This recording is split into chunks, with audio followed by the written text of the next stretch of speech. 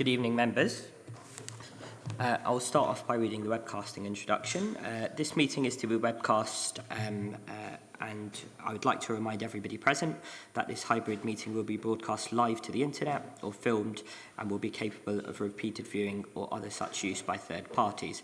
Therefore, by participating in this meeting, you are consenting to being filmed and to the possible use of those images and sound recordings for webcasting and or training purposes. If any public speakers on MS Teams do not wish to have their images captured, they should ensure that their video setting throughout the meeting is turned off and set to audio only. Please also be aware that if technical difficulties interrupt the meeting that cannot be overcome, I may need to adjourn the meeting, and members are reminded to activate their microphones before speaking and switch them off after they're done. Moving on to agenda item 2, which is advice to public and speakers attending the council planning subcommittees. I'll draw your attentions to pages 5 and 6 of the report pack. Good evening, everybody. I'm Councillor Kaz Rizvi. I'm your chairman from Chigwell Village. To my right, I have Councillor Baldwin as my vice chair, Vivian Messenger from Democratic Services, Steve Mitchell as our webcasting officer, and to my left, I've got Graham Courtney from Planning and Diane Murphy as the principal litigation lawyer, and I will be a voting chairman if necessary. Moving on to agenda item 3, apologies for absence. Chairman, I've received apologies from Councillors Barlow, Bannett, Bob and Judy Jennings, Jogia, Lyon, Murray and Councillor Sunga because he has chairman's duties.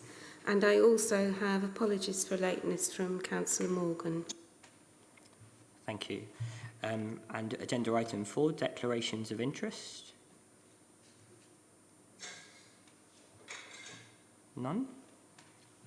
Okay, and moving on to item 5, minutes, and that's to confirm the minutes of the last meeting of the subcommittee held on 21st of June 23. Can we take those as agreed? Agreed. And item 6, any other business? None, Chairman. Superb. And item 7, site visits. Any members would like to propose any site visits? No? Okay, fantastic. So moving on to the first application of the evening, agenda item 8, EPF 1204/22, 1 Langston Road, Loughton, Essex, IG10 3SD, and over to our planning officer, who I believe is Mr. Ansell, presenting via Teams. Good evening, Chair. Good evening, members. I've put together a presentation. So members will be familiar with this site. It's a corner site at Chigwell Lane and Langston Road, occupied by Higgins offices. It comprises the office building and surrounding car parking. The whole area to the east of Chigwell Lane is allocated for employment uses, and there are a range of uses on that area, including offices, factories and retail. At the moment, the office building lies at the front, and there is car parking and landscaped areas on the outer edges of the site. This is the existing building, 5 stories, a landmark building, I think, in the location.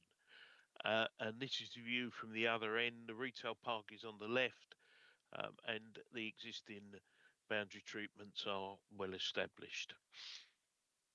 So the site fits into 3 elements: the existing offices on the frontage, a new office building split into 2 portions, over 5 floors, 3,725 square meters, and a proposed hotel, 100-bed hotel over 6 floors.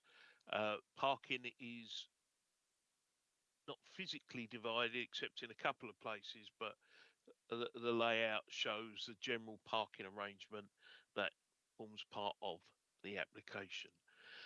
Then this is the landscape plan. You can see the plan is to retain much of the landscaping along the frontage, to introduce tree planting where possible, and some beds along the frontage of the buildings.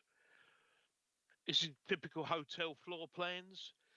The ground floor plan at the top shows that on this level all the guest facilities are located, and then there's a fairly typical floor layout on the upper floors, including a mix of uh, disabled access and general access accommodation. The offices, in the upper image, is the ground floor, and it is deliberately split into two parts for separate occupation. The built form provides a consistency of general form, includes vertical and horizontal elements designed to break up the elevations and the visual mass. So there are three distinct elements. Um, the front on the frontage, the office part, and the other two parts are the hotel.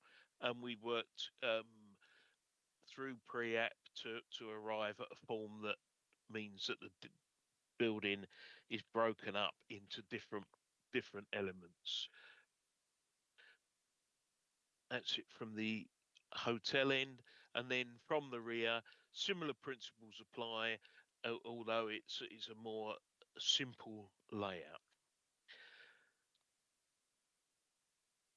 So the development includes employment generating uses, and that's consistent with the objectives of policy E1 on allocated employment sites. Further, the delivery of the 100-bed budget hotel makes a significant contribution to meeting the local plan objectives to promote and improve the visitor economy as set out in policy E4. In this regard, the site lies in a highly sustainable location within walking distance of local services and open spaces and of rail and bus facilities. There are no direct amenity issues that have arisen during the application. Most of the surrounding properties are in commercial use, and with the allocation, there's no likely plans for that to change, other than to point out that there is a prior approval for residential use of the Higgins offices. The main issue arising from consultation relates to the capacity of the junction. Considerable time and effort has been spent on this issue with the applicants and the Highway Authority, including looking at introducing separate pedestrian faces and increased capacity.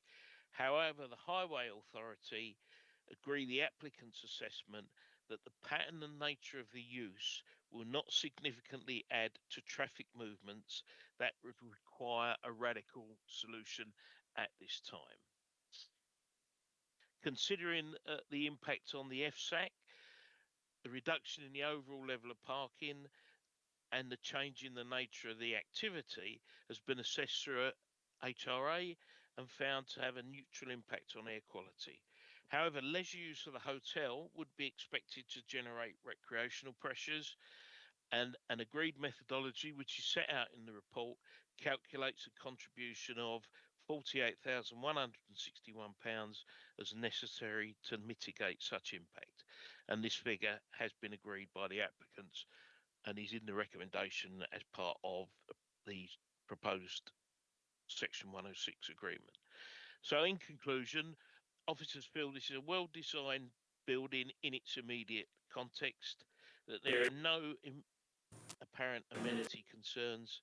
Highway impact at the junction is considered acceptable by the Highway Authority as well as by your officers, and the uses are consistent with policy delivery benefits to the visitor economy in an accessible location.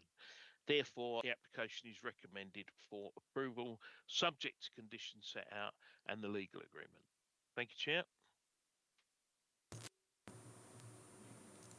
Thank you, Mr. Ansell. We don't have any speakers actually on this application, so I'll open up to the committee. Councillor Owen, if you'd like to go first as one of the ward councillors, and then on to Councillor Chris Bond. Yeah, I am one of the ward councillors along with Councillor Pond. Overall, I think I'm supportive. I think the jobs and the site are probably the best place for it. I do have concerns about two things though. Firstly, the travel issues, to say it's not going to have an impact on the junction with so many more residential units going in, offices going in, and a hotel going in, because although I get it's a sustainable location, especially people who go to the offices and the hotel, they're probably going to drive there and then get public transport afterwards, potentially. So there's no contribution for anything to do with highway work. So although if we are inclined to approve it, I would like to see us as a council go back and maybe try and negotiate with highways to say, actually, can you relook at this? I think we need something done here. I think when I spoke to a few local residents, especially if they put in like pedestrian parts, they have concerns that it will impact the traffic even more. Because if you go down there, it's a nightmare to get out. And then the section 106 as well, which is kind of linked to it. But I mean, there's only a 35k contribution under the section 106, which I feel is very low. The changing from offices to residential basically meant that there was no contribution to affordable housing or anything done, is my understanding. So I'm not sure there's anything we can do about that, but I'm a bit unhappy about that. I'll leave it there. Thank you. Councillor Chris Pond. Yes, Chairman, I am indeed the other member for Broadway. I remember, and this is a bit sad of me, but I remember the local plan before last, which came up for approval in about 1997, 1998. And one of the desiderata which we were talking about at that point, things we wanted to get into the local plan, was hotel development.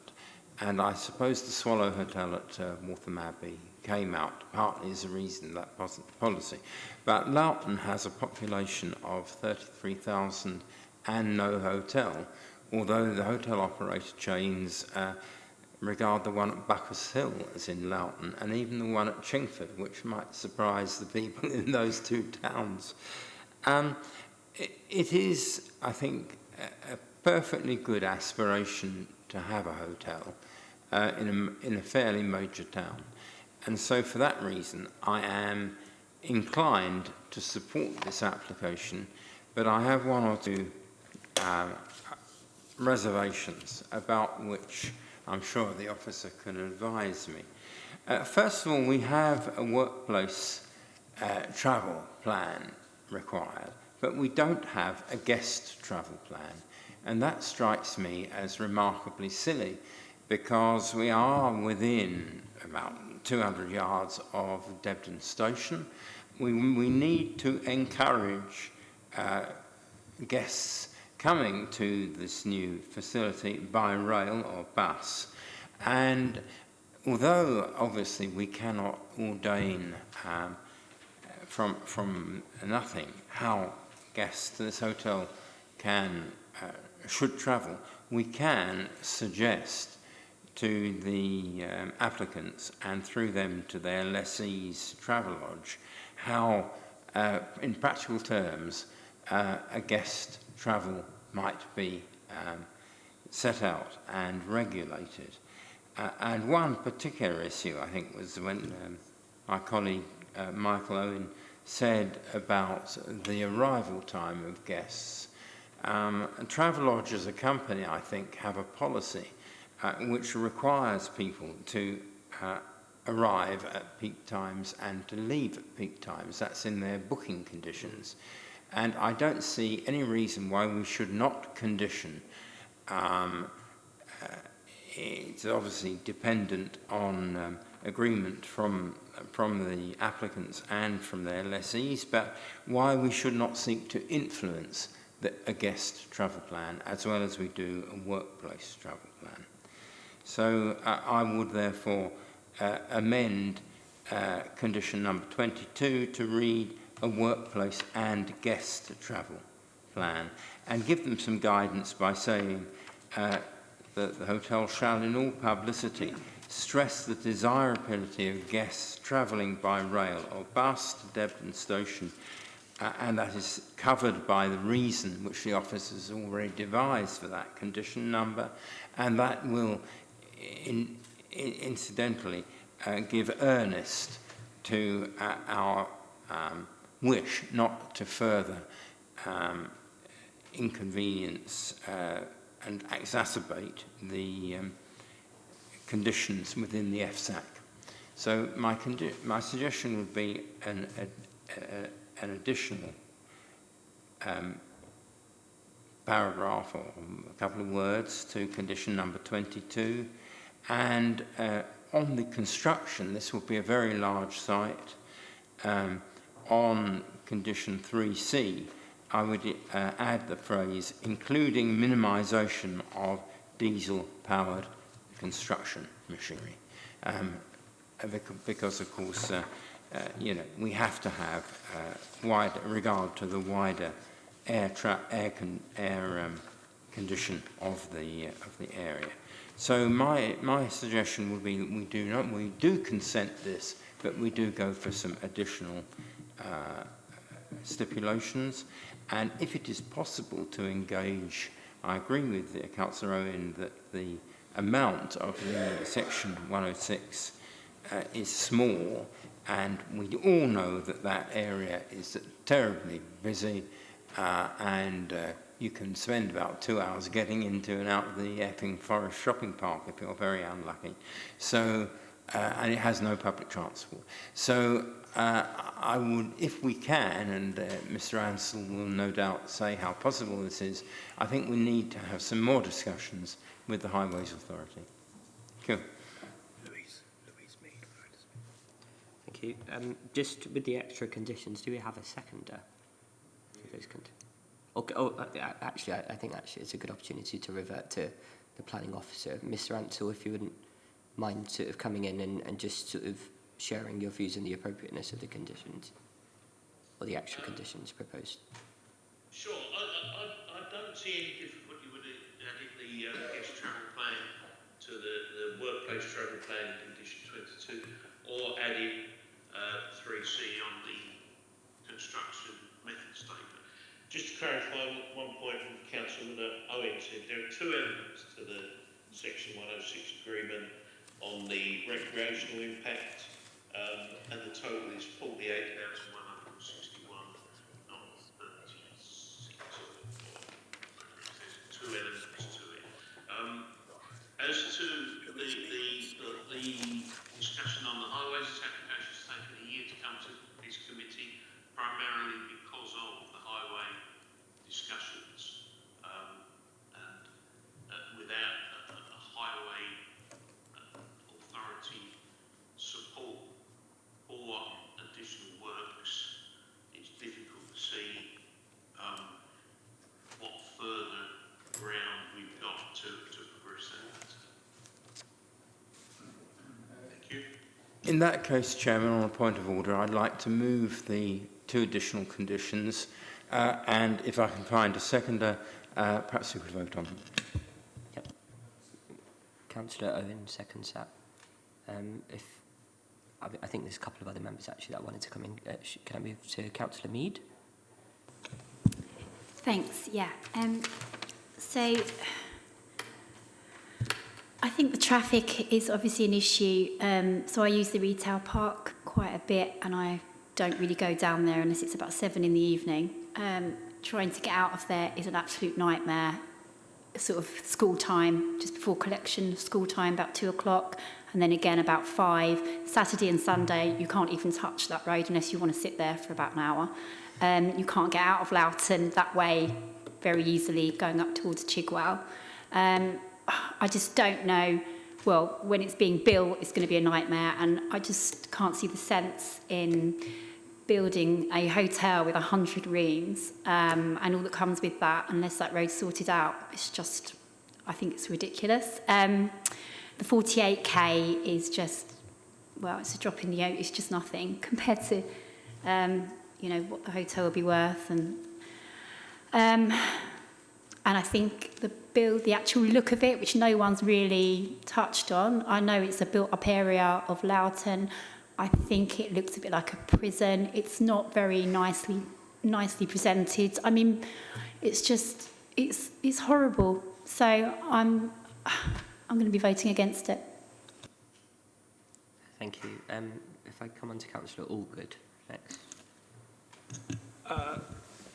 Yeah, as a user of this retail park, 1 month of the year, it's a no-go. I'm a little worried that highways authorities have agreed to this, because if their previous is they agreed to it in the first place before any of this was done, that doesn't really qualify them as being capable, in my opinion, because it's a nightmare.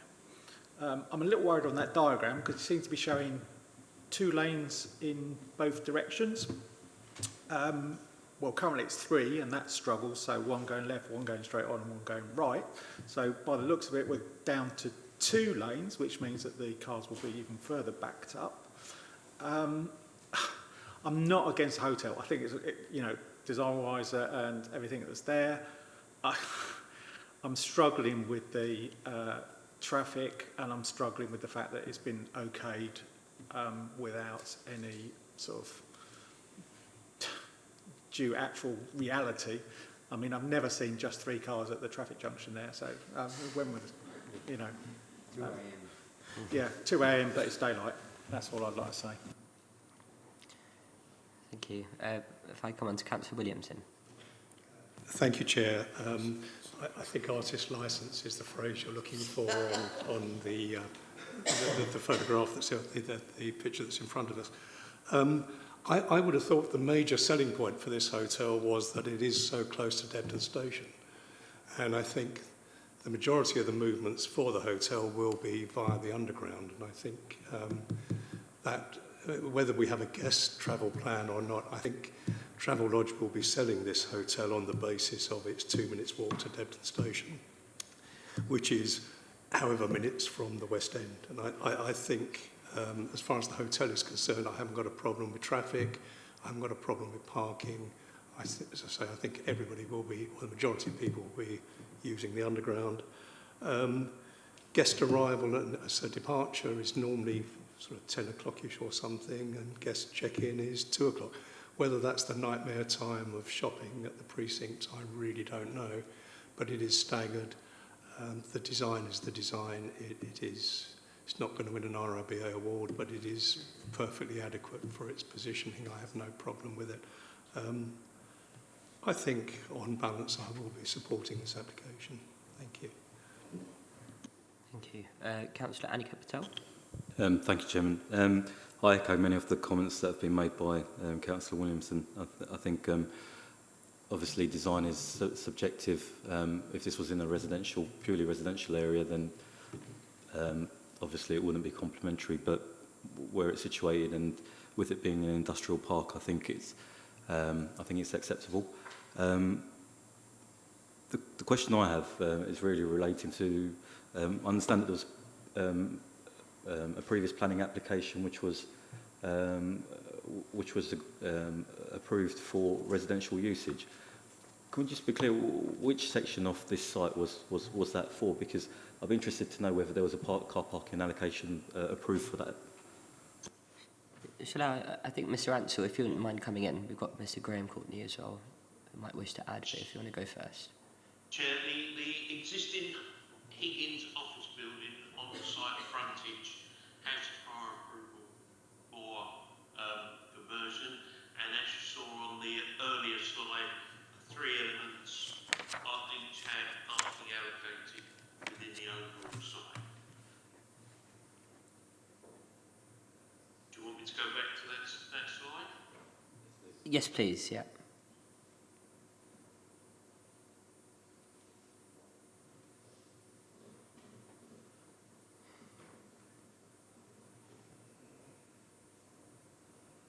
So the existing offices and the parking, whether they remain offices or they implement prior approval, there is specific parking allocated. There are a few physical boundaries within the site other than the boundary between the end of the orange spaces and the start of the purple ones. But so there is freedom to move around. Entry to the office, 2 office buildings or offices and residential is from front, entry to the hotel is from the side. And if I could also just ask, actually, on that point, just for purposes of clarity, whether the new proposed hotel is conditioned to stop it from being used for future residential use?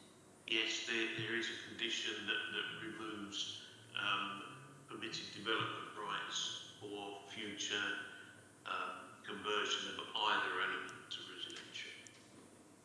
Thank you. Councillor Patel, do you want to come back? Thank you, Chairman. So, thank you for that, Mr. Ransell. What I wanted to be clear on, though, was that on the prior approval, how many car parking spaces were allocated to if there was a change of use to residential? This layout is consistent with the parking that was allocated to the front.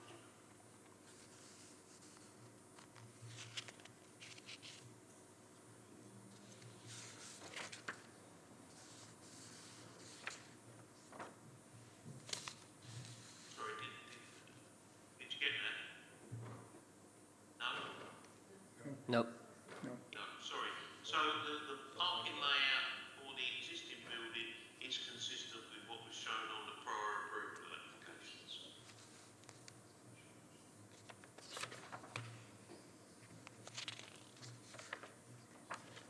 Okay, Councillor Wixley. Yeah, thank you, Chairman. I think my concern is, although it seems we can't do anything about it, is that in the paragraph headed Highways and Traffic Considerations on page 15, the last but one paragraph refers to pedestrian phases. I'm not quite sure what that means, but my biggest concern about this site is that to make it safer for pedestrians crossing from Chigwell Lane to Oakwood Hill, because I would think if people are stopping at the hotel, I don't know if the officer could go back to the other drawing that might make it easier, which just shows the 3 cars queuing up, I think. Not that one. Yeah, that one. It's, you know, from personal experience as it is now, you've got to be very careful crossing that road. And I feel there ought to be some provision to make it safer for pedestrians, especially, as I say, if residents in the office which is going to be converted for residential, and also people staying at the hotel. I think there'll probably be a bit of a temptation to explore the nature reserve, and beyond that, the Roding Valley Recreation Ground, which involves crossing that road. So I can't really agree with the Highways Authority, but that's not unusual. I think we often disagree with them. But if anything could be done in that respect, I think it would be beneficial. Councillor Kaufman. Thank you, Mr. Chairman. It's been a bit of a long day. So if we go back to the site plan, which shows the layouts, if we could do that. How many units prior approval has the existing office building got, firstly, please? Mr. Ansell? You may just need to give me a minute to put that up. May I carry on then? So what I think is looking like will happen is that this consent will go through because it is on message.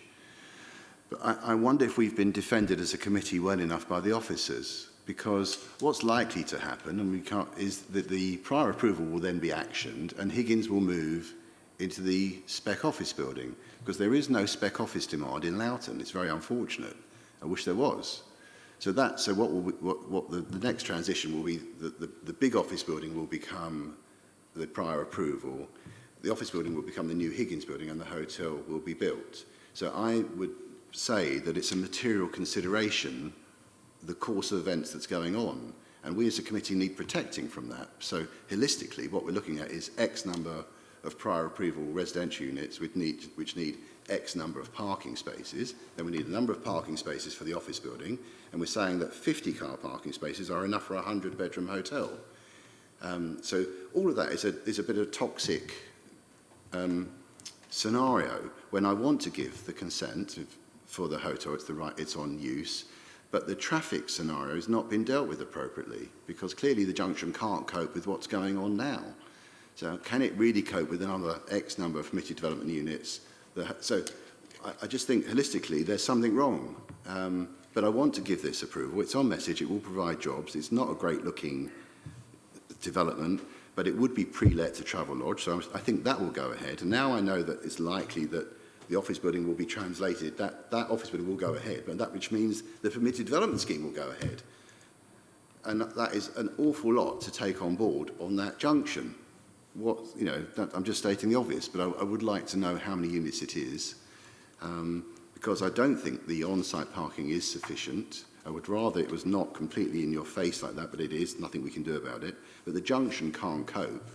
And the gain from this holistic development is far more than the 40-odd grand that's being proposed for the damage it's going to cause. But that's not the applicant's fault, it's our officers' fault for not negotiating harder for the enormous gain that's going to go forward here, in my opinion. So what grounds would we have to ask for more? Well, we would say there should be an affordable contribution, because I would love there to be an office environment in this area to stop people getting on the train, and people could work locally, but it's not going to actually happen because it's already pre-let, probably, to the occupier. So holistically, this is a really big application that's before us. But if I can know the number of units, please. Yes, it's 57 units, if it goes ahead. And if I may come back. And the prior approval, did that deal with the external look? Is it going to be an office building that looks like an office building that's actually flats? Or is it going to be re-skinned, that prior approval? No, it's internal works only. Thank you. Councillor Morgan. Firstly, can I apologise for my tardiness? I did actually send an email in, and for Councillor Barlow, she sent one in as well. Noted. And actually, Councillor Wixley highlighted, as soon as I put my hand up, what I was going to say about the junction and the fact that you can't cross the junction. We do need, on all four sides of that junction, pedestrian crossings, pelican crossings, something. It's really, really dangerous. And for morning, yes, I totally agree. It's an absolute nightmare. I drive up there most mornings, and if you're late by 2 or 3 minutes, you can sit there for 30, 35 minutes coming down from Miles Park Corner. Something has to be done on that junction before anybody approves. But obviously, because I was a little bit late, I won't be voting on this. Thank you. I mean, I think it is a bit of a conflicting application for me as well. I think the site and the location is quite ideal. The building design is congruent with the existing office space that's already there. I agree with some of the points made that, principally the hotel users will be, commuting into the city via Debden Station, may enjoy the local, retail park and some of the green spaces. Like Councillor Kaufman, I think my main concern is what happens once the existing office space gets turned into residential units, and that obviously will have a knock-on effect on the congestion and the traffic and the parking pressures that are already there. Do we have any other members that want to come in, or Councillor Owen, if you wanted to come back in? I was just going to have a final comment, really, because I just can't approve it with everyone's talking about the traffic, and then I was amazed to hear Mr. Ansell say it was a year in discussion with highways, and the result is that they've done nothing. Well, how can you have a year delay and they've decided nothing's needed? I think we need either, like where the railway bridge is for the tube, we put some stairs going over there or something. Something needs to be done. So I don't think I can approve it if nothing's going to be done, but I'd love to approve it. So. Councillor Wixley, if you want to come back in. I may have missed it, but the current office block is going to be 57 residential units. But can the officer tell me how many parking spaces will be provided for that? Yeah, Mr. Ansell, if you wanted to come back in. Thank you, Chair. I'm going to make 2 points. There's 52 parking spaces allocated specifically if the residential conversion goes ahead. Would you mind if I just directed members on the traffic issue, Chair? Yes, yeah, go ahead, please. Okay, so the issue is that we have to assess what additional impact this development has on the junction. it's not the purpose of this application to deal with the existing Office highway space. issues. So members should be very clear that yes, the junction has issues at present. That's a matter for the Highway Authority primarily to seek to deal with. The question is, does this specific application require any further adjustments to the junction or improvements to the junction to be made to make it acceptable? All the issues that members are discussing are about the existing capacity and operation, and that doesn't arise from this application. Thank you, Chair. Thank you. Councillor Wixley, if you wanted to come back in very quickly. Well, my question wasn't answered. I asked how many parking spaces 52. will be for 57 residential units. I think you touched on it at the start, which was 52 spaces. Councillor Heap, if you wanted to add anything. I do have to disagree with the officer slightly. This is a planning committee, which implies some kind of forward thinking, so adding extra pressure onto the junction is part of this application. Okay, members, I think we're ready to go for a vote. So if I start off with all those in favour, well, the officer's recommendation is for approval. The extra condition. Yeah. Okay. Yeah, I think we did it already. So we had to, with the extra conditions, seconded by Councillor Bennett. So all those voting with amendment of the extra conditions. And then you vote on the approval with those extra conditions. So, Councillor Williamson, if you wanted to come back in. Thank you, Chair. Shouldn't we be voting on the extra conditions yeah. before? Thank you. So we have a vote first for all those in favour of the extra conditions proposed by Councillor Pond, seconded by Councillor Owen. So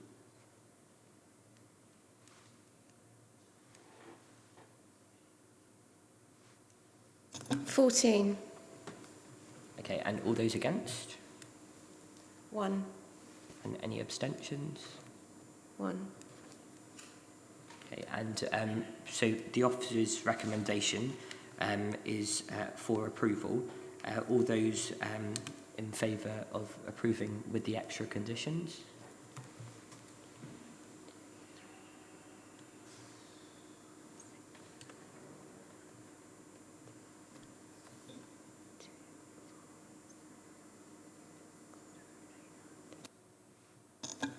Ten. All those against? 3. 4, sorry. And any abstentions? 2. Okay, so that application has been approved. Moving on to agenda item 9, which is EPF 2216-22, New Oak Lodge, England's Lane, Loughton, IG10 2NX, and I'll defer to the planning officer on this.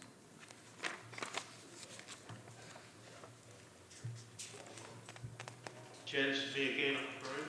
Thank you. So, the site's located to the east of England's Lane and Ripley View, and to the west of Rosemary Drive. To the northwest is Davenport Store. All of the land to which the application relates is within the green belt.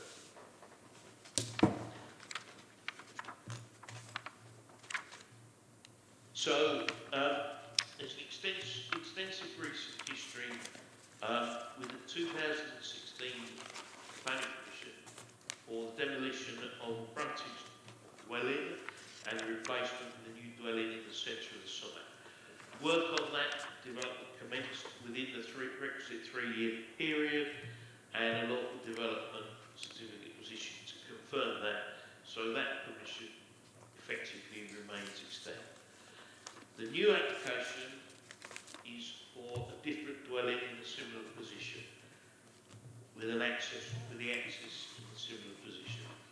So the England's Lane access is on the left-hand side of this image.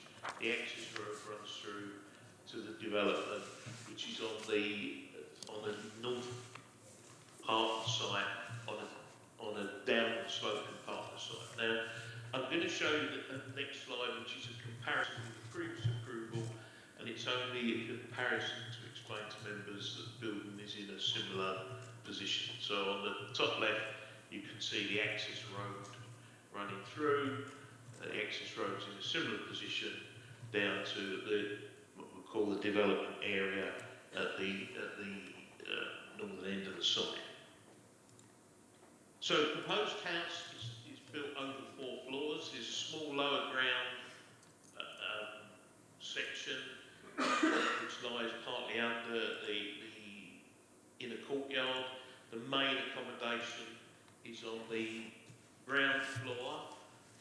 There is a first floor which is cut away at the end with a parking court and a maintenance store, and then there's a much reduced second floor, and all the area that you can see hatched there is green roof and part of the garden. So the house is deliberately modern in its design and is designed to be energy efficient. There are 2 levels plans to look at. Sorry, the extensive tree works. Extensive tree works were carried out to clear the site as part of the 2016 development, and this shows the only new tree removals directly resulting from the scheme, and this element has been discussed and agreed with the tree officer. The application also includes the refurbishment and reinstatement of the historic listed gate piers and a new fencing abutting that main primarily railings. There are 2 levels plans to look at. First one here is the long section that shows how the development sits down into the site where the land is falling, and this shows the relationship with the adjoining buildings. The houses on Grosvenor Drive have rising gardens at the rear, and the properties in Ripley View have substantially longer gardens. But again, it illustrates how the building sits down into the site. So, as I say, there's no comparison between this and the previous scheme. The 2 are completely separate. This application falls to be considered on its individual merits. So, a modern, energy efficient built form. Comments in the consultations did refer to the comparison with the historic hall that was on the site, but that was demolished many years ago, and the original Devon Sports site was broken up, some of the land now being part of properties in Ripley. So such comparisons are irrelevant. Development is not visible from the street because of the setting or any nearby roads, and the levels are significant in affecting the visual impact such as it may be.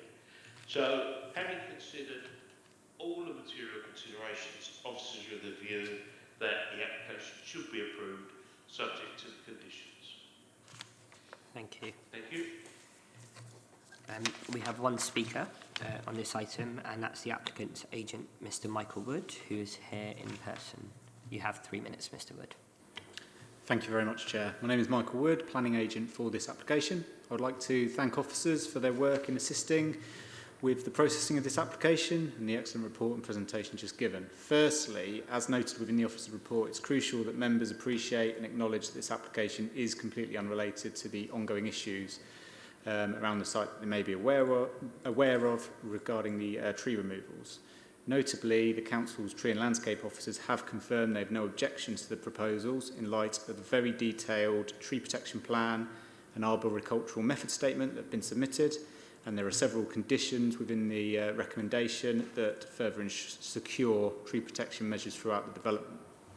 The scheme itself has been identified by your officers as being acceptable on its merits. Whilst in the Greenbelt, the scheme is fully compliant with national policy protections, and as noted in the report, and just now, the site benefits from an extant planning permission for a replacement dwelling on the site. This is a crucial context in considering this application as it represents a genuine fallback scenario for the site. The revised proposals, whilst different from the original permission, are in a less visible location and reduce the scheme's impact on the openness of the Greenbelt. The passing of time since the original permission has also meant that this scheme will provide additional benefits in comparison with the fallback scenario. Our proposals for a net zero carbon building utilising renewable technology, providing significant betterment in terms of energy performance than what is extant on the site.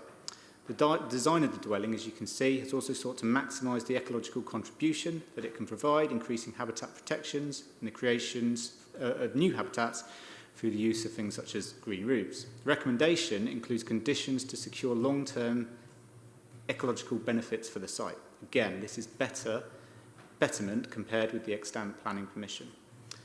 The scheme is an exemplary and innovative design within a very secluded site, away from visual receptors or any sensitive areas. It will, in reality, have very little impact on the wider area, other than facilitating the restoration and repair of the Grade 2 listed gates, providing heritage benefit. The development is well separated from neighbouring properties, so will not impact existing residents.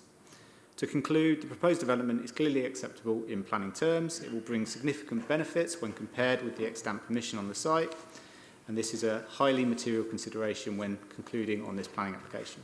We therefore urge you to support your officer's recommendation and approve planning permission this evening. Thank you. Thank you. I'll open up to the floor. Councillor Chris Bond, if you'd like to go first. Beg your pardon. This is in a number of awards, and I said I would speak first on this. This is a Greenbelt site. I am aware of the planning, only too aware of the planning permission given in 2016 because I was excoriated by some of my colleagues and residents for having supported it. But I did so solely on the grounds of the benefits in heritage terms, because the plan we were considering 7 years ago was for the reconstruction of an historic building. Maybe some people criticised it as a pastiche, others commended it as putting back what had been removed unnecessarily many years before. And also for the refurbishment and upgrading of the listed gates, which of course provided the entrance into the building and had a very strange and unsympathetic lodge house written next to them called the Oak Lodge. My estimation, the consent given in 2016 was peculiar to that particular application, and that's why I voted for it. I would not vote for this because it strikes me as a totally unsympathetic building in historic terms. It is an area which over the last 60 or 70 years had become very important for trees and wildlife. That, I think, was retained by the 2016 planning permission. And I'm sorry that the 2016 planning permission appears to have been partly implemented from an arboricultural point of view.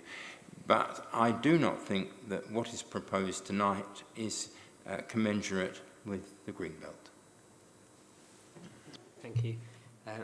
Councillor Carol Lampond, did you want to come in? Yeah, I also...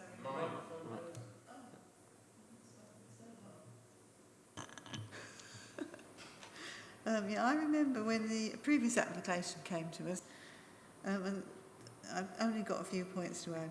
Debden Green is a lovely area between Debden and Thaden Boys. We wouldn't want to attract many more houses there. It was an application for a conservation area at one time, but I don't think that got anywhere. At present, I would probably vote against it, as I did before. Trees are a very important part of this area, both within the application and within the surrounding area. I like the gates, but I don't like the design, I'm afraid. Too modern. Good. Okay, thank you. Thank you. Councillor Williamson, if you want to come in. Thank you, Chair. Unsympathetic and pastiche are two sort of subjective words on this. As many members will know, I'm a great advocate for modern architecture. This is some way towards what I call decent modern architecture. I think it could have been improved. I'm quite happy that it sits in its setting. There are few places in the district we can actually put a modern building like this. And I think this is probably top of the list of the places you can do this sort of thing. I'm probably a little upset that you won't be able to see it from the street, because I would like to see it as I drive past. I think it is incredibly subjective whether you like this sort of thing or not. I personally do. I would much prefer this to a pastiche of what Debden Hall may have been like in its original form. I think that's the very worst of heritage architecture. I'm quite happy with this and will support the application. Thank you. Thank you. Councillor Mead. Mike.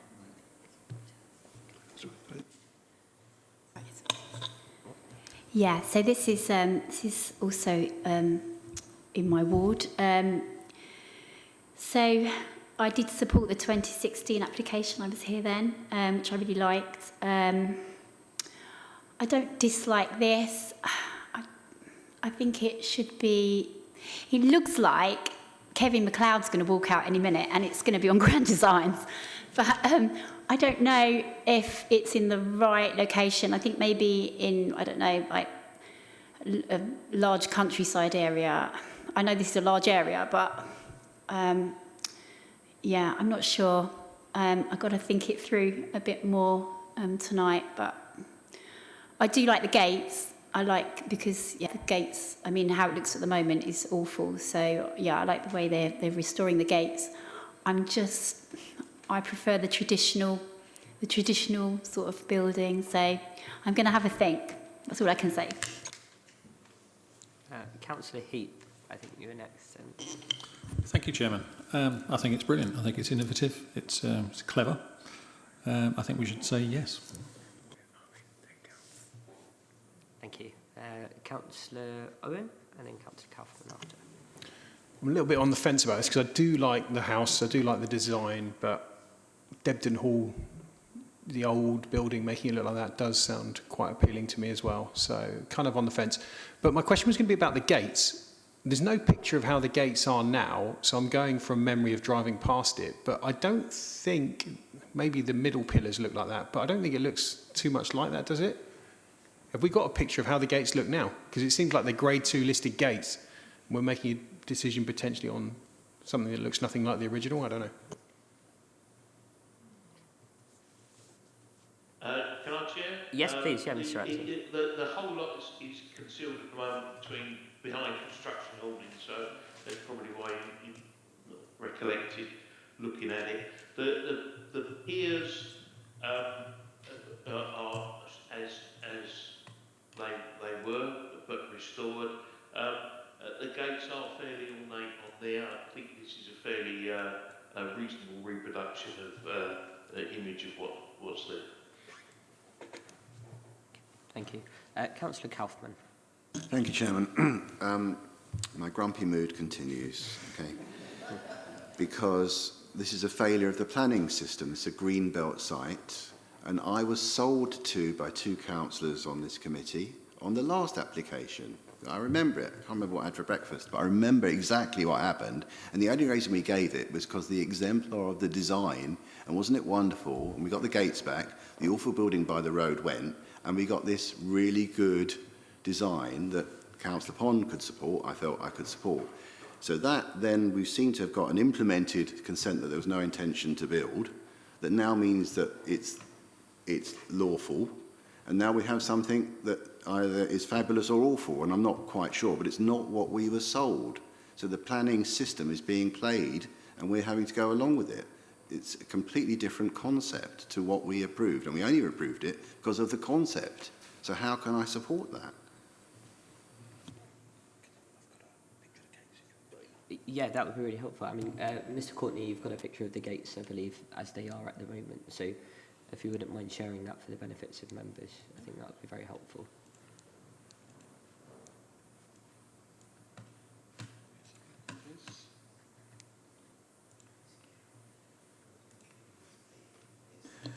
I say this is how they are. This picture's actually from 2012, which was before the hoarding went up, because as Mr. Ansell says, at the moment they are covered in hoarding, but I found a previous Google Street View which shows the gates as they at least were, and hopefully still are, behind that hoarding.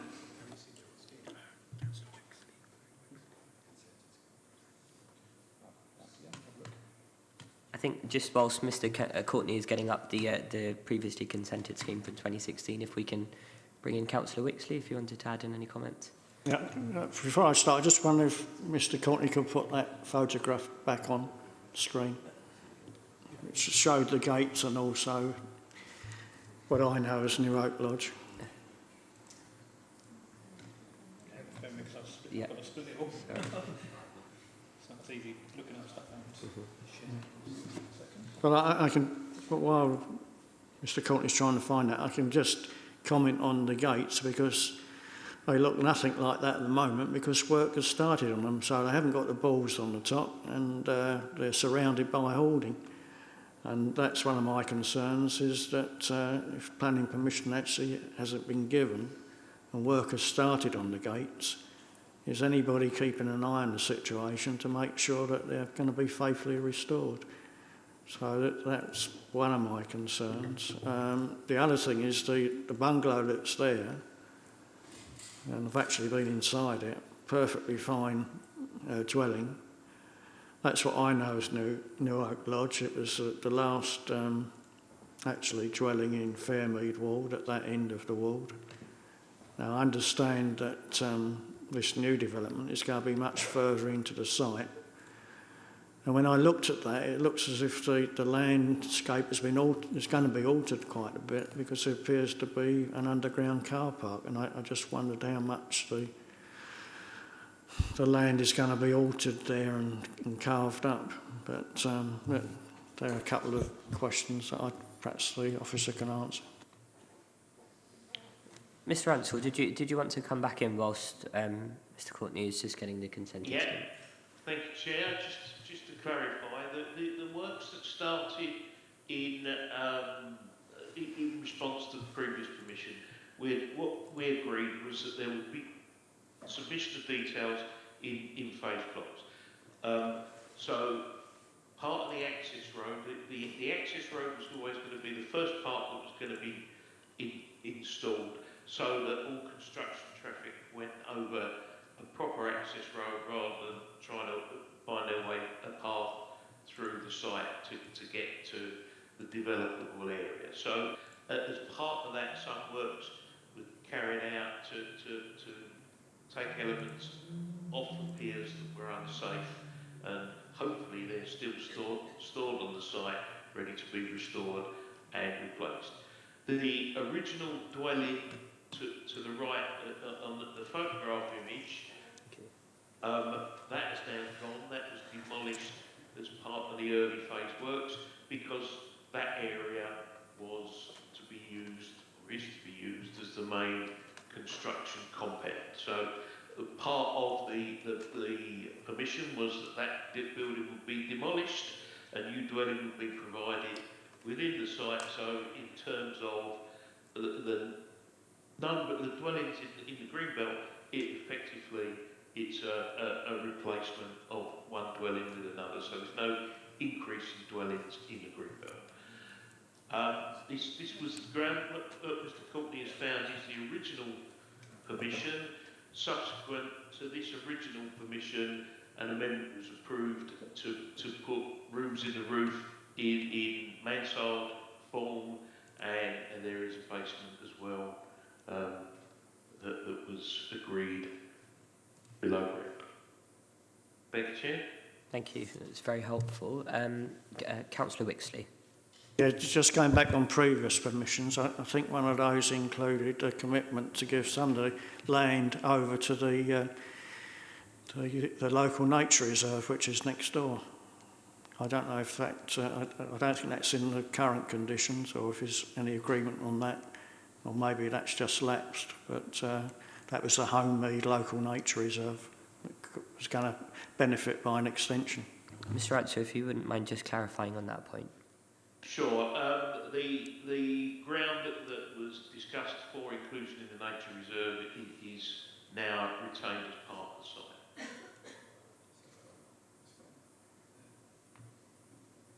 Thank you. Councillor Morgan. Can I just ask, on the previous planning application and on this one, what is the difference in the square footage as it's in Greenbelt? And I've got to say, I think it's a fantastic design, but it's really in the wrong place. It's not good for the surrounding area.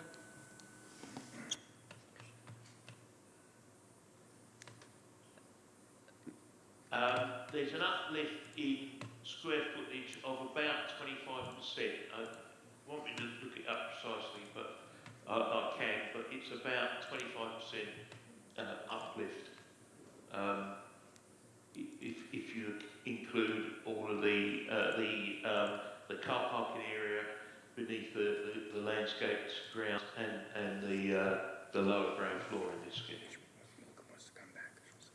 Yeah, Councillor Morgan, if you want to come back. Yes, please. I would like to know what it is, up to or around 25%. That's huge. I'd like to know if we can find out exactly what it is, please. Okay, just whilst we're waiting for Mr. Ansell to come back on that, anybody else wanted to contribute to the debate? Councillor Brooks? Just a question really to both the officers actually, because I think you're equally qualified to answer this. We're constantly being told when officers are recommending we accept that we should do this to avoid costs to the council, and all of us are very conscious of the financial climate. It just seems to me, I know we have to look at each planning application on its merits, and the last one, which was approved in 2016, was quite different to this. But should we turn it down tonight and the applicant decides to go to appeal and go to the inspector, awards the applicant in their favour, in terms of the green belt, that's what I'm not sure about. It's a little bit different in the green belt because as far as I understand it, there have to be special conditions, special reasons, very good reasons, which is why we've limited the use that 1.5% or whatever we've taken away in the new local plan. But is it different because it's on the green belt? That's what I'm not sure about. That's right, I think I understand, while Ian's looking that up. So, yeah, I mean, this is in the Greenbelt. Obviously, it is a consideration has to be given to the impact on the Greenbelt. Obviously, Ian's going to confirm how much larger this property is. Obviously, officers consider that the design, the fact that it's sort of partially sunk into the land, overcome or outweigh those impacts in terms of the additional floor area that's being proposed, but obviously that's our subjective view. As a lot of planning, the impact on Greenbelt can be subjective. So if members are concerned that actually the house is too large and will impact, the increase in the size of the house would detrimentally impact on the openness of the Greenbelt, that's fully within your right to do so. Obviously, yes, it can be appealed. Yes, the inspector may consider that it is acceptable on Greenbelt terms. This is, obviously we can't prejudge things like costs. Obviously a cost award can be made in many instances. I think as long as we can fully justify our reasons for refusal, we can protect ourselves against costs. As I say, something like Greenbelt, which is subjective, it's likely that costs would be awarded against the council. Usually costs come with, I mean, previous examples that we've given here have been where we've had highways issues, we've refused on highways issues without the technical back-in, drainage issues, things like that, where there's sort of more technical issues and we don't have that justification for, but obviously Ian will confirm the size, but if members do consider this is too large and does impact on openness, I think we could successfully defend that on appeal, if that is how members view it. Councillor Allgood, if you want to come in. Yes, thank you, Chair. So there's a previous permission which is not going to go ahead. So we are looking at this application purely on its own merit, and the fact that it's one dwelling is going to get knocked down or has been knocked down, and this is a direct replacement, even though it seems to be massively bigger than the previous one. Is that correct? So this is a brand new application and sold, because people keep talking about the previous one. I'm to ignore the previous one and just do it on this one on its merits. I'll let officers clarify, but my understanding is that the 2016 application has been consented and that can be built, and this is a fresh application, being considered on its own merits. So I'll let Mr. Courtney come back in on that. Yeah, I mean, it is slightly more complex, but you are right. At the end of the day, they're technically, I understand, I believe the bungalow's been removed. So I actually understand there's no houses on this site at the moment. So actually, going by the letter of guidance, it's not a replacement house even, because there is nothing on the site. It is a brand new house in the Greenbelt. So looking at it very, very black and white in that sense, you could argue, yes, it's inappropriate development and it requires very special circumstances. What I would disagree with is the fact that the previous permission won't be built, the house won't be built. That's an extant permission, they have commenced works, so they could build that at any time. So if this was refused, there'd be nothing stopping them from building that house. That is the material consideration that we do have to consider. That is their fallback position, and that is the crux of why we consider this is an acceptable scheme in the Greenbelt, subject to our own views on impact on openness and design, etc. But the principle of it is they have permission for a house, they can build that house at any time. This is essentially a replacement of that extant consent. Yeah, if you wanted to come back in very quickly. If I can come back then. But, and I think this is going to be found out by the figures, the planning permission has been given to a certain size, and this is on the same footprint, or is this actually, I appreciate it's a larger footage, but is it on the same footprint, or is it a case of it's actually gone well and truly beyond and above the other one? Mr. Ransford, did you manage to work out what the actual increase in square footage was? Chair, you cued me in perfectly, thank you. The previously approved building is around 1,200 square metres, and this one is around 2,000 square metres. I think it's a significant increase, isn't it? Councillor Nweke, did you want to come in? Yeah, I think my question has been asked already, but what I would say is I think I like the building itself, but I'm a bit conflicted about the green belt, so I'm just a bit worried about that. Yeah. Councillor Heap? Thank you. Yes, in terms of the impact on the green belt, it will probably. Probably less so than the house sitting on top of the ground as the other one was given permission for. And I wouldn't get too hung up about the increase in size on this one because a lot of it's underground. So I think it's a good design. Councillor Quispond, if you wanted to come back in.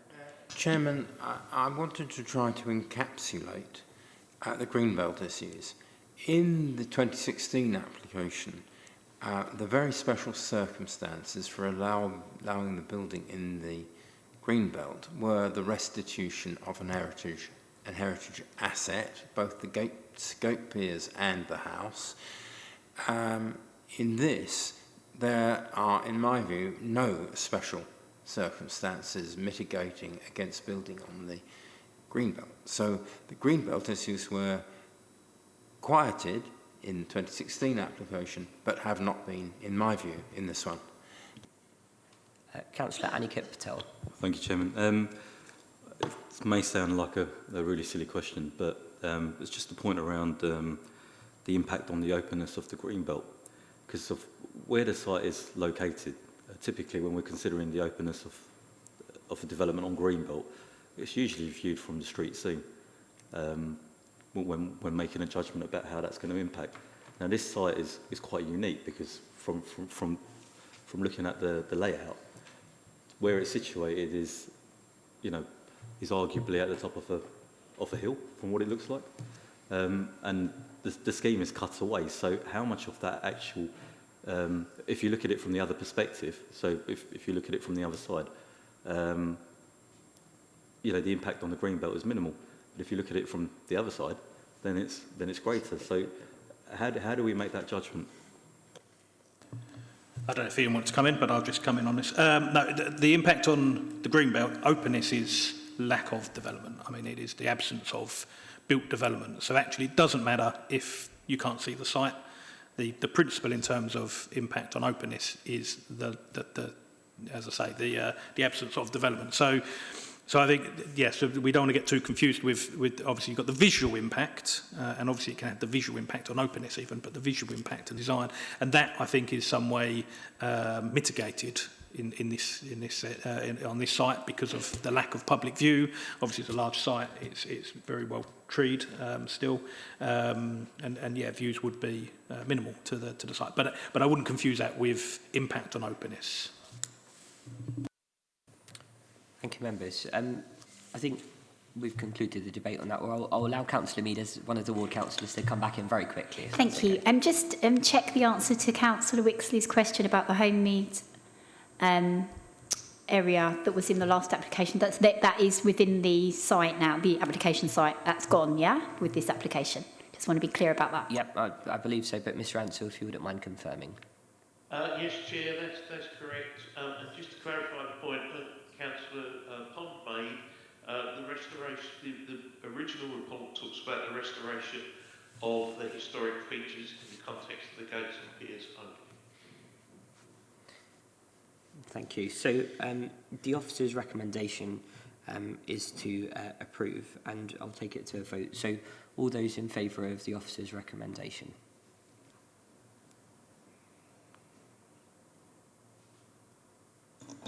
Five.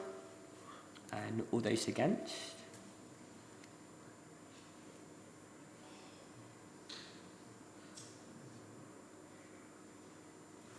Seven. And abstentions? 4. So that application has been refused, or sorry, we'll go to the grounds for refusal. Does anybody want to have a go? Councillor Pond. The application is inappropriate development in the Greenbelt. It represents a larger floor area than the previously consented scheme. The previously consented scheme was justified on the increase in public good by the devotion of a large amount of space to the Homemead Nature Reserve and by the restitution of heritage features, both those which are listed and the increased historic ambience caused by the restitution of the previous Debden Hall. Do we have a seconder? Councillor Morgan. Fine. So we've got those as our grounds for refusal. All those in favour?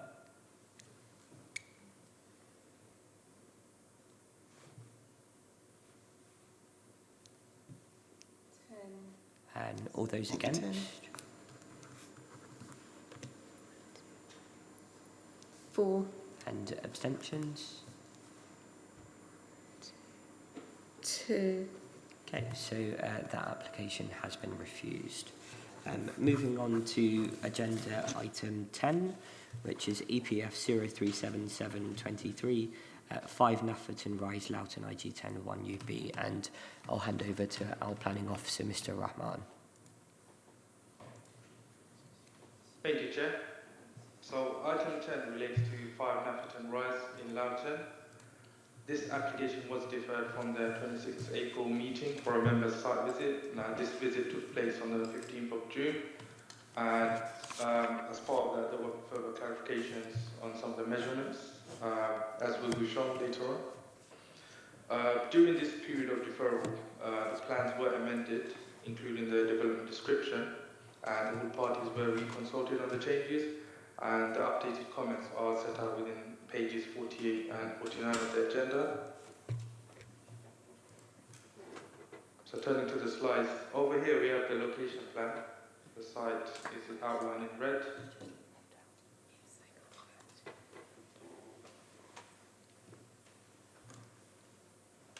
Here's an aerial view of the host property over here.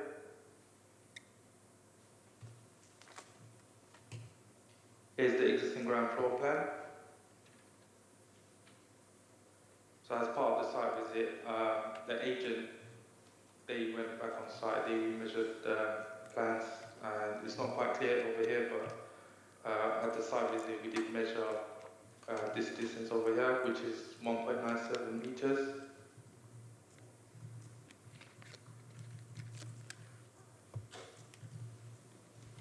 So here's the proposed ground floor plan. So over here we have the proposed front extension.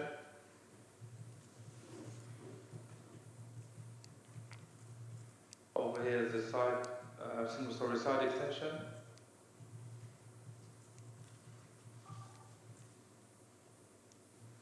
And this is the part single-story rear extension.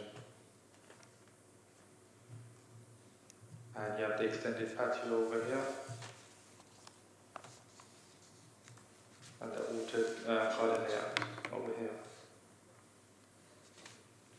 Now I'm not sure if it's quite clear over here, but this rear extension, it doesn't protrude past the rear building line of number 6, which is just over here. And it slightly projects past the rear building line of number 4, over here.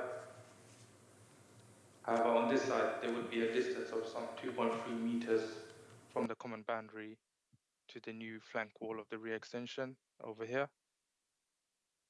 So this distance would be 2.3 meters.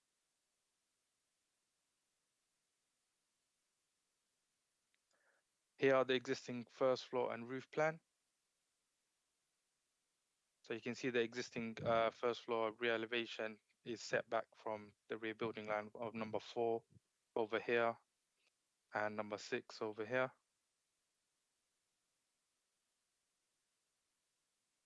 And here's the proposed first floor plan.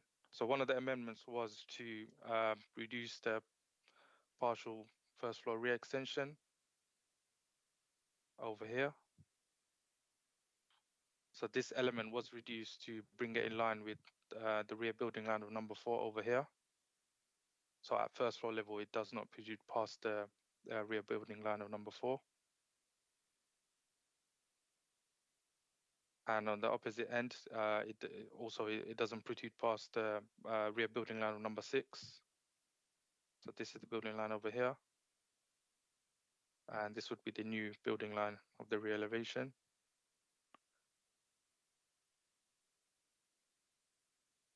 Here's the proposed loft plan.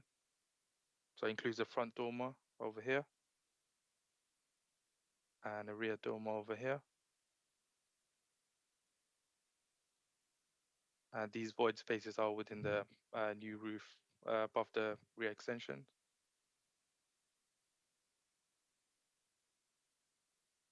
Here's the proposed roof plan.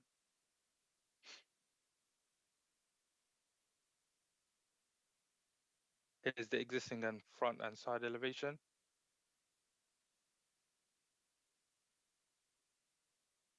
Here's the proposed front and side elevation. So we have the front extension over here, the front dormer window, and the side extension.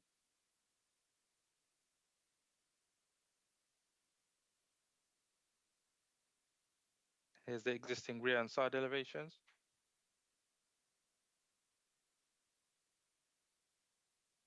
And here are the proposed rear and side elevations. So this is the side extension, the part 2-story, single-story rear extension, and the rear box dormer.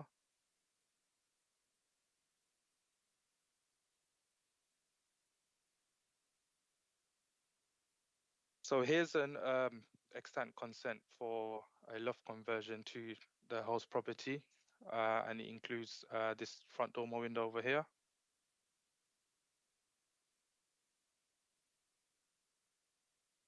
And here's a second application, so this rear dormer over here, this is what can be built under permitted development, and this has been found lawful under this application reference.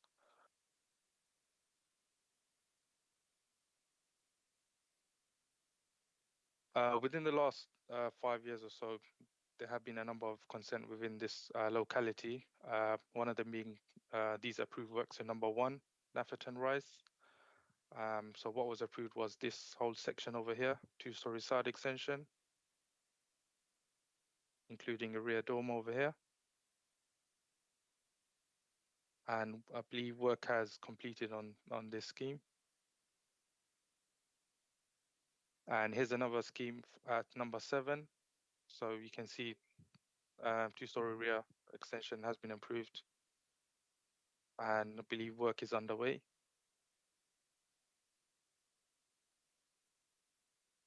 Here's the street scene plan. So this is the house property. So number 4 to the left, and number 6 over here. Here's the rear elevation. Here's a view of the rear garden. Here's the view towards number 4. So this is the flank wall of number 4. So only the single-story rear extension would protrude past this rear building line. And here's the view towards number 6, and no development would go beyond this rear building line.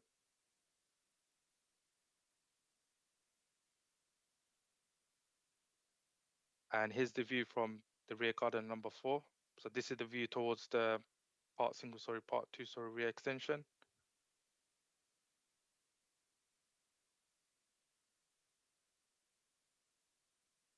So officers consider the proposed works are of an acceptable design. There will be no material impact to neighbouring amenities, and on that basis, officers recommend approval subject to recommended conditions. Thank you, Chair. Thank you. We have 2 speakers on this item. We've got the objector here in person, Ms. Pam Donnellan.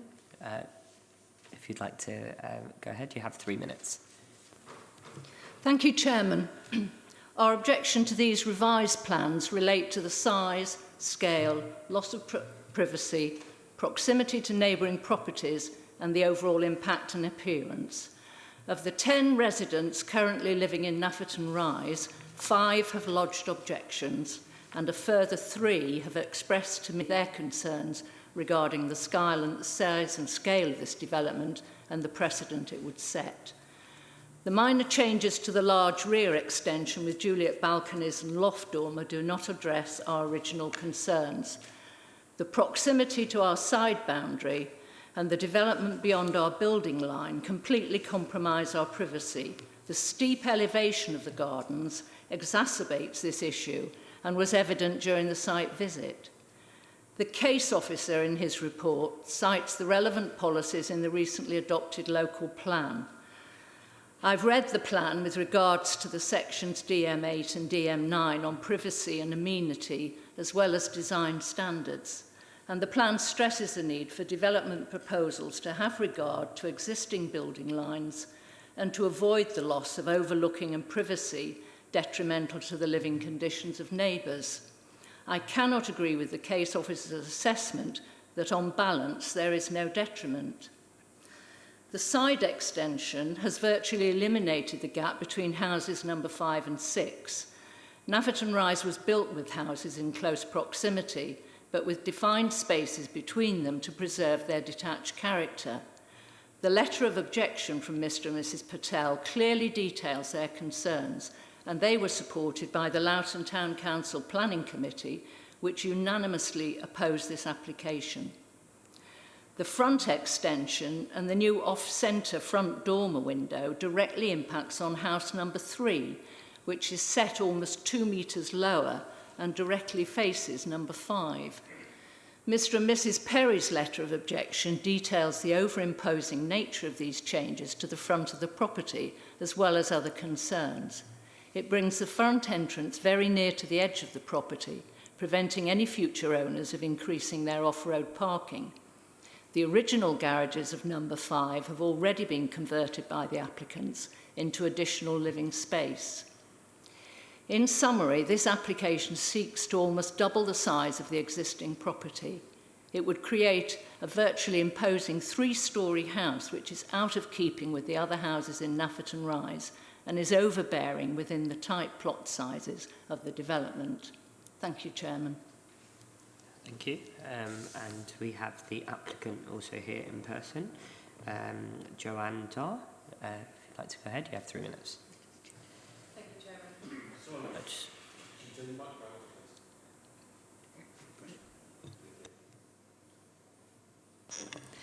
Thank you, Chairman. Good evening, respected members of the committee. I'm Joanne, resident of 5 Nafferton Rise since 2015, along with my husband, 2 children, and recently my elderly mother-in-law, who we are caregivers for.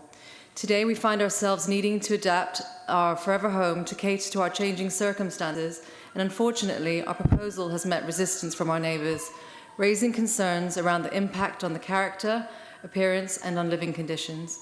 Our journey towards this application has been a compromise. We've navigated multiple pre-planning sessions until such time the planning officer was satisfied with the plans and that they were in keeping with the character, appearance, and had minimal impact on living conditions. This initial proposal was actually recommended for approval.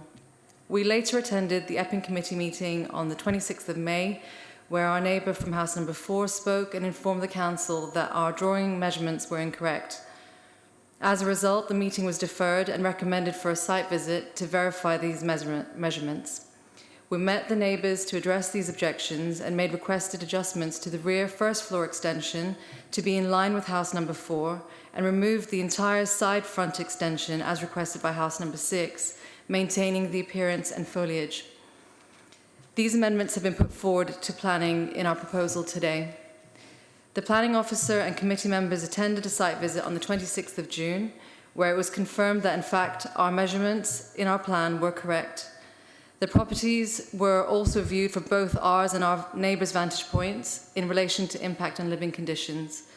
We discussed the revised plans with the officer, accommodating the neighbours' objections, and present an application here today that has taken these considerations seriously.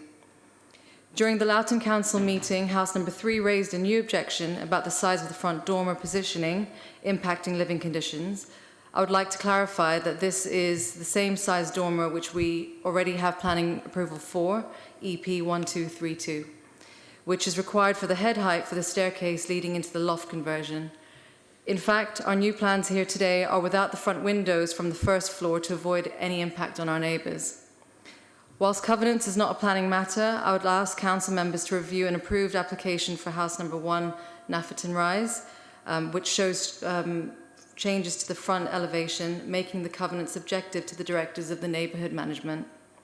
Finally, I would like to draw your attention to house number 7, which is not dissimilar to our proposed application with a stepped rear first floor elevation, which has received planning approval and is currently undergoing construction. I request all the committee members here today to consider that our initial proposal prior to the decision being deferred was recommended for approval, and the proposal you see today has been further compromised and recommended for approval. Thank you very much for your time. Thank you. Bang on time. So we have one of the ward councillors, Councillor Baldwin, here. If you wanted to go ahead and make your contributions. Yeah, thank you, Chairman. Yes, I'm ward councillor for Forest Ward. Well, Lefton Rise, I mean, there's a collection of houses there, I think there's 7 houses, and they are already quite substantial houses in terms of their sort of size and bulk. But the houses are quite closely, the development, quite closely packed, closely together. And there isn't a great deal of land around the houses, and so I think for that reason it's difficult to extend them greatly. I think I know some other houses do have extensions, but I feel that this particular application really is a massing out, a bulking out the house, which is basically an overdevelopment of the site. We did undertake a site visit. I was very, very concerned, especially with number 4, of the impact on their on their amenity space, and very concerned at the potential overlooking from the Juliet balcony. I think that's the rear. Is it the rear from the rear dormer? I think there's an overlooking issue there. There's also about the the building line to the rear, and I think the building line does exceed that of number 4, and I do think it's going to have a very negative impact on number 4. I think if an application had been a lot more modest and smaller in scale, we could be looking at approving something. But with a side application, a large rear extension, loft conversion, it's just all too much, really. So for those reasons, I'm also concerned about the impact on number 5, because I say the gap between 5 and 6 is very, very minimal, and so I think that does lead to a kind of a terracing effect. So for all those reasons, I am having difficulty supporting this application. Thank you. Thank you, Councillor Baldwin. Councillor Owen? Just to point on what Councillor Baldwin said, I mean, I get the overlooking point, but I think it's already got loft extension approval for much worse. So I would be inclined to say we should probably ignore the point on the overlooking from the loft.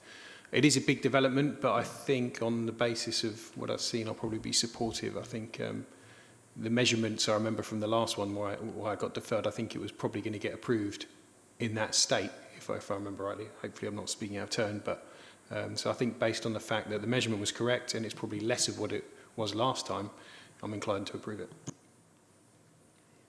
Any other members? Councillor Morgan? I've just got one question. When we went and had a look at the site visit, they've got walls that actually hold up the back garden. These are obviously going to be moved from the actual plans. You couldn't see how far they're going to be moved, and I'm really worried about the impact it's going to have on the neighbouring properties as well as the host building. Okay, Councillor Enrique, did you want to come in? Thank you, Chairman. Sorry, I wasn't able to do the site visit. Just want to see the street scene, which again, please, in relation to number 7.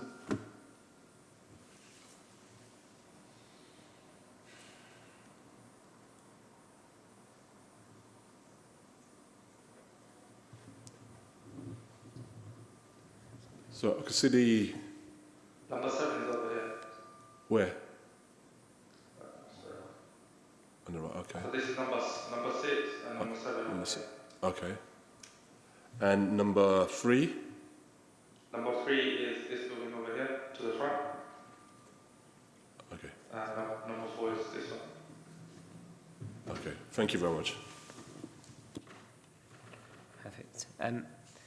So, unless we have any other members, I think I'll move to the vote. So, the officer's recommendation is for approval. If we can have a show of hands, all those in favour?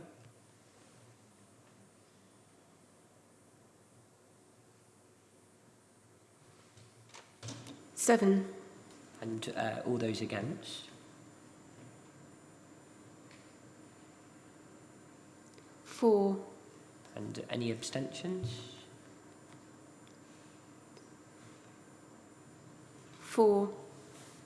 Okay, so that application has been approved. If we can move on to our final application for the evening, item 11, EPF 0912/23, that's 40 Ebertson Path, Loughton, IG10 2AS. And we have our planning officer, Mr. Nathaniel Rimey, on Teams. Okay, can you hear me loud and clear? Yep. Yeah, thank you, Chair. Good evening, members. So yes, this application is at 40 Ebertson Drive.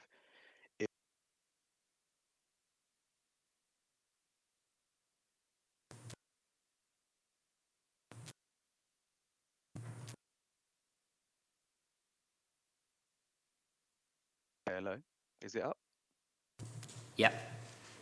Okay, cool. Sorry, I'll start from the top again. So yes, this application is at 40 Ebertson Path, and this is the site over here. It's a semi-detached two-story building, and there is a side extension element here.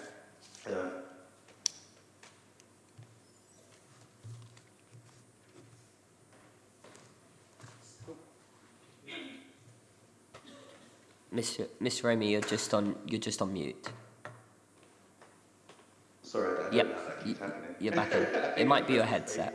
But yeah, I do apologise. Do let me know again if that happens. Yes, I was saying that this application has been subject to a previous planning application, which I believe was refused at committee in April 2023, so this year.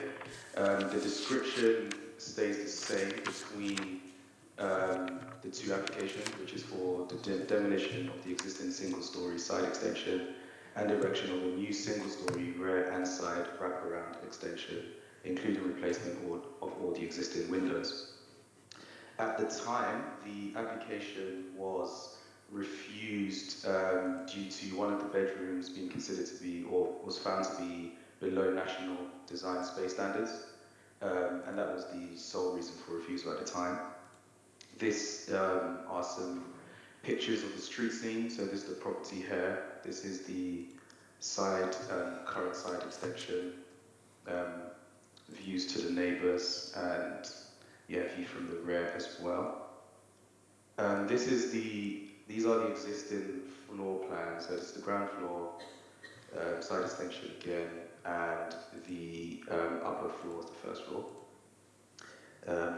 Moving on, and then these are the proposals. So you see that the existing side extension will be demolished, and then you have this wraparound here. The projection beyond the rear wall is 4.5 meters, and there'll be a height of around 3 meters, I believe, flat roof, including a roof light. The previous application that I mentioned was refused. This was the room that was the cause of concern. The applicant has now submitted that and labelled this as a study, so it's no longer proposed as a bedroom. These are some elevations just to get an idea of the bulk scale and the mass of the proposal. And again, final, just kind of a block plan just to show you what it would look like on site. Thank you, Chair. Thank you very much. We have one speaker who is the applicant's agent, Mr. Einert Gignato, and is on Teams. I believe you have 3 minutes. Good evening, Chairman and members. Thank you for giving me the opportunity to address you today. The proposed project aims to transform the existing house into modern and functional space and contribute to the overall improvement of the neighbourhood. We carefully considered the impact of this project, both on the existing property and the surrounding area, and we took great care to ensure that the proposed changes align with the local policies and community needs. This is the second application of the same nature submitted within a few months for this site. The first application was submitted in February this year for the same description and refused, as the existing room previously identified as bedroom 6 failed to comply with minimum space standards after these were slightly altered in its layout. This oversight could have been easily addressed during the previous application by further enlarging the room or not alter its existing layout at all. Unfortunately, we were not able to establish any communication with the previous case officer. However, there are 5 bedrooms and 3 bathrooms proposed now, and the room previously identified as bedroom 6 is now study. Therefore, the reason for refusal has been fully addressed. Since this was the only reason for refusal on the previous scheme, the proposal is now considered acceptable by the case officer. The demolition of the existing side extension is a necessary step towards creating a more cohesive design and will make way for a new carefully planned extension that will integrate with the existing building and improve its overall aesthetic appeal. The proposed single-story rear and side wraparound extension will not only enhance the visual appeal of the property but also serve a practical purpose. It will provide much-needed additional living space, allowing the occupants to enjoy a more spacious and comfortable environment. This is designed to restore the character of the existing property, ensuring it blends with the surrounding buildings and maintains the architectural integrity of the area. It is worth noting that the applicant has taken into account the concerns and feedback of the local community throughout the planning process. They have engaged in open dialogue with the neighbours, addressing any potential concerns. They are committed to being responsible, considerate neighbours, and this project reflects their genuine desire to contribute positively to the community. While objections were presented regarding the proposed development, it is essential to highlight that the case officer's report thoroughly concludes that the objections raised do not provide sufficient grounds for refusing this application. The concerns expressed by the local council and residents have been examined and found to be without merit in relation to the planning policies. The revisions made in the plans demonstrate a clear responsiveness to the feedback received during the initial application, ensuring that the proposal aligns with the relevant policies and guidelines. I trust that you will make a fair and informed decision based on the merits of this proposal, ensuring a balanced approach to ensure the long-term improvement of the community. Thank you for your time and consideration. Thank you. So we've got the two ward councillors for Broadway again, Councillor Owen, Councillor Chris Bond. Councillor Owen, if you wanted to go first. I mean, it's going to be pretty big, right? Six bed house or 5 bed house and study, whatever it is. I don't know. I'd like to hear everyone else's views, to be honest. Councillor Chris Bond. I think as a priori it is undesirable to have this kind of HMO, albeit an HMO under the witching number of 7, in a residential road, and indeed a residential road which is of, very small houses. I've been in these houses many times. Many of them have been extended, that's true, but they simply put far too much on a small plot. And I would not wish to be the adjoined semi living next to a house of that magnitude, and particularly because the bedroom and upper area of the house, which is normally very quiet, would become main living rooms. So I'm afraid I can't support this application. Councillor Wiki and then Councillor Morgan. Yeah, from my understanding, the reason why the former application was refused was because of the bedroom size. Now, the bedroom has been renamed as a study. Is there anything preventing them using that bedroom as a, well, that room as a bedroom? Just want to find out from the officers. Mr. Courtney. Yeah, I'm happy to. I didn't know if the case was meant to come in. Happy to say that. Yeah, Nathaniel. Yeah. So you technically could suggest a condition not to be used as a bedroom, but it wouldn't be enforceable. So it wouldn't essentially be a sound condition. So the short answer is no. There's nothing we can stop that we can do to stop that, but because it'll be hard to enforce against, essentially. Thank you. Okay. Thank you. Councillor Morgan, did you want to come in? Can I just have a look at the street scene again, please? Because it looks like there's only room for possibly 2 cars on the front. Actually, there's at the moment 1 car. We could make it into 2 cars for a 5 bedroom, 1 study house. And the mass and bulk of it is, it's just too big for the actual plot size, so I won't be supporting it. Councillor Annika Patel. Chairman, thank you. Just on that point, when this application was previously refused, was that one of the grounds for refusal that this council put forward? It'd just be useful to clarify. And I think Councillor Nowicki has done that by stating that one of the primary grounds for refusal last time round was around the bedroom size. I think it's quite clear to all of us that there is large potential that this could be converted into an HMO, and it's, as the officer has stated, it's very difficult to police it thereafter. We just need, obviously, vigilance from the neighbours to report any issues that may arise thereafter. So yeah, can we just get clarification on what exactly were the grounds for refusal last time round? Because I think we've been given a steer by the inspector, by the inspectorate, so we need to be clear as to whether this has gone far enough, in our opinion. I was going to... Yeah, sorry. Okay. So yes, the reason for refusal. Sorry, Graham. I didn't realise you were jumping in there. Yeah. So the reason for refusal was due to that room being below space standards, and that was the sole reason for refusal. I do appreciate this to be an HMO, but that is not material to this application. It has not been. This application proposal has not gone in as seeking permission for an HMO. We can only determine and assess this application on the material submitted, which is for. And given that the previous reason for refusal was just the bedroom, which has now been labelled as a study, it's going to be, yeah. I think that's where we stand with this case. They've essentially addressed the reason for refusal.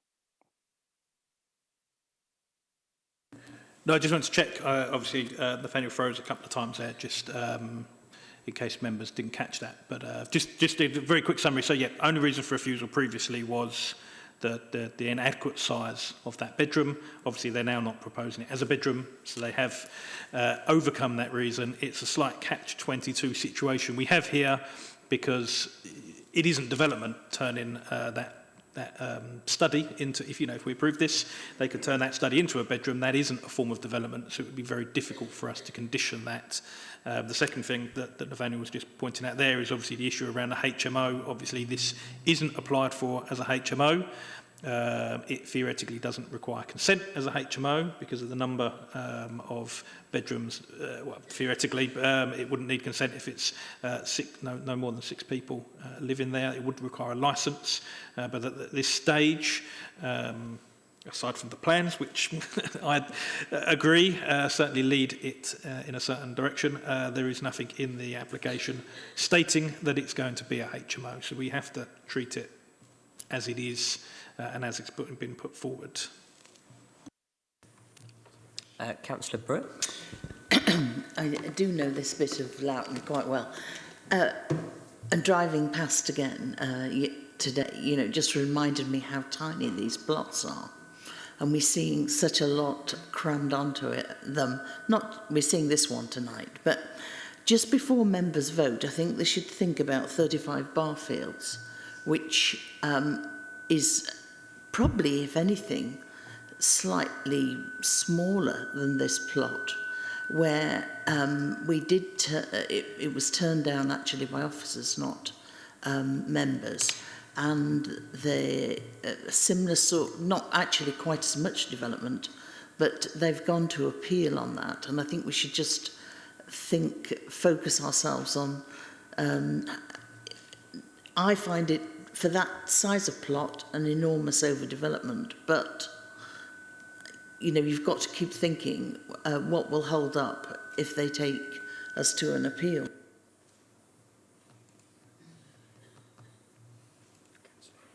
Councillor Heap, did you want to come in? Thank you. The officer's answered my question before I'd even answered it. Any other members with anything new?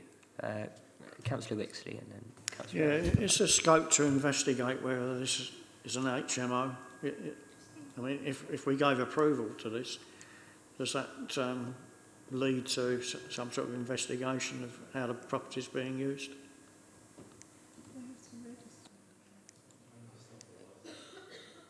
Yeah, from what I understand, as I say, even if it's a small HMO that doesn't require planning permission, they will have to obtain a licence for that.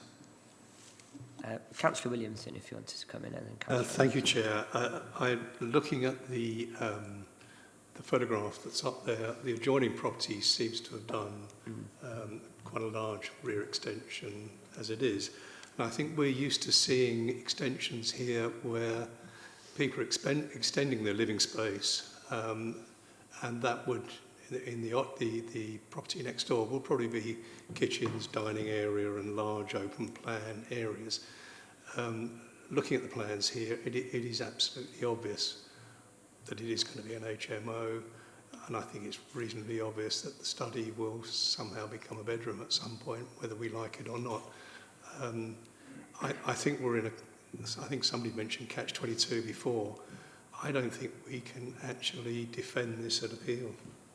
It grieves me to say it, but I think we're in a situation where we now, they've addressed the issue that was raised in the previous one, and I would be fairly certain the appeal would also involve some costs if we're not really careful here. I really do not like voting for this, but I can see no other way around it, I'm afraid. Thank you. Councillor Owen, if you wanted to come back in. So I actually own HMOs, and if it's over 3 people in the house, you're going to need an HMO licence. So they will need a licence, and that study does not qualify as an HMO bedroom either. So it's not going to get a licence for 6 rooms. It probably will get a licence for 5 rooms though. So I think we can just rest assured that won't be turned into a bedroom with a licence anyway. Whether they then operate it illegally is a different question, but that should then be enforced. Thank you.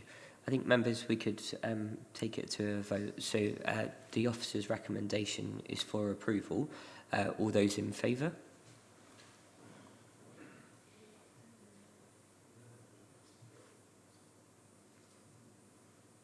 Nine. And all those against?